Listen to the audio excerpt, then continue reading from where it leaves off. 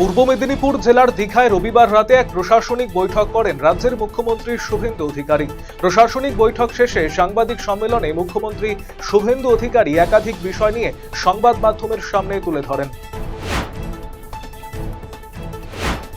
রাজ্যের স্কুল শিক্ষা প্রতিমন্ত্রীর দায়িত্ব পাওয়ার পর নিজের বিধানসভা এলাকার শিক্ষা প্রতিষ্ঠানগুলির সার্বিক পরিস্থিতি খতিয়ে দেখতে মাঠে নামলেন কৌশিক চৌধুরী।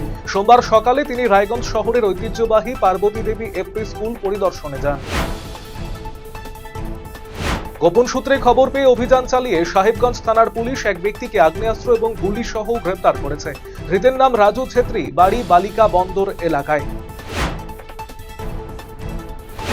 রাজ্যে পালা বদল হতেই কালিয়াগঞ্জের পৌর বাসস্ট্যান্ডে ঘাসফুলের শ্রমিক সংগঠনের পতাকা নামিয়ে উত্তোলন করা হলো বিজেপির শ্রমিক সংগঠনের গেরুয়া পতাকা।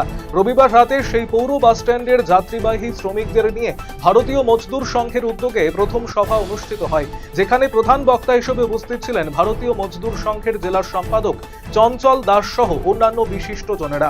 সংগঠনকে এগিয়ে নিয়ে যেতে সদস্যদের সঠিকভাবে কাজ করার বার্তা দেওয়া হয়।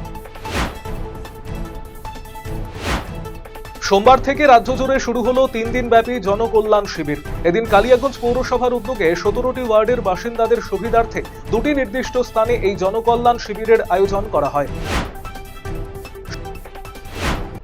সারা রাজ্যের সাথে সাথে উত্তর দিনাজপুর জেলার হেমতাবাদ ব্লকেও সোমবার থেকে শুরু হলো জনকল্যাণ শিবির।